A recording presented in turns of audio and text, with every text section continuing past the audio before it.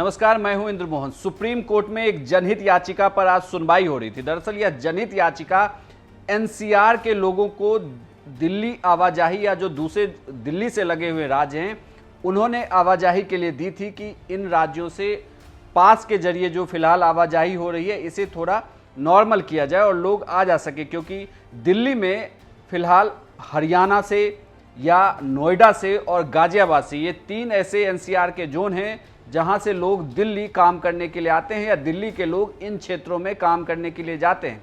इस जनहित याचिका की सुनवाई के दौरान सुप्रीम कोर्ट ने ये कहा है कि इन राज्यों को मिलकर आपस में एक कॉमन पास की व्यवस्था करनी चाहिए।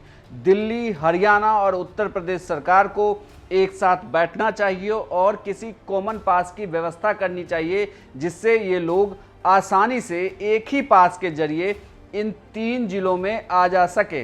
लगातार लोग यह डिमांड कर रहे हैं क्योंकि दिल्ली में नौकरी करने वाले बहुत तायत संख्या में लोग गाजियाबाद या नोएडा या गुड़गांव में रहते हैं, जिन्हें हर दिन दिल्ली आना जाना पड़ता है। अनलॉक 1 के दौरान काम को तो शुरू कर दिया गया है, लेकिन चूंकि सीमाओं को सील कर दिया गया जिसके बाद लोगों को दिक्कत हो रही है। हमने यह तस्वीरों में भी देखी थी कि कई किलोमीटर लंबी लाइन है। पुलिस उन्हें बॉर्डर से ही लौटा दे रही है कि आपको वापस जाना है। दिल्ली सरकार ने यह फैसला भी लिया है कि 7 दिन तक वह बॉर्डर को सील रखेंगे।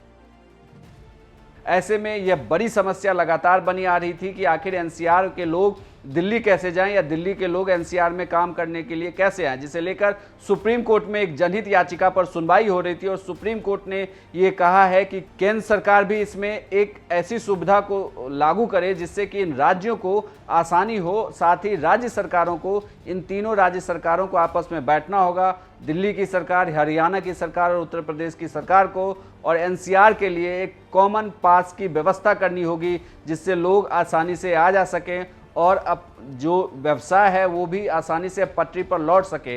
अनलॉक 1 का पूरा सिस्टम ही यही है कि धीरे धीरे अब जो सीमाएं हैं उसको खोला जाएगा, लेकिन दिल्ली में मामला काफ़ी ज़्यादा बढ़ गया है संक्रमण का, जिसे लेकर दिल्ली सरकार ने भी यह एहतियात के तौर पर बॉर्डरों को सील किया। वहीं उत्तर प्रदेश सरकार की बात करें तो नोएडा और गाजियाबाद के बॉर्डर को सील कर दिया गया। वहीं हरियाणा सरकार ने भी अपने बॉर्डर को सील किया, जिसके बाद कई किलोमीटर लंबी लाइन लग गई। लगातार वकील या हो या डॉक्टर हो या कुछ लोग हैं जो बिजनेसमैन हैं जो काम करने के लिए जाते हैं, उनकी लगातार यह मांग रही है कि एक कॉमन पास की व्यवस्था की जाए जिसके जरिए वो एनसीआर जोन में मूव कर सके। और सुप्रीम कोर्ट ने यही कहा है राज्य सरकारों की कि आप एक कॉमन पास की व्यवस्था करें।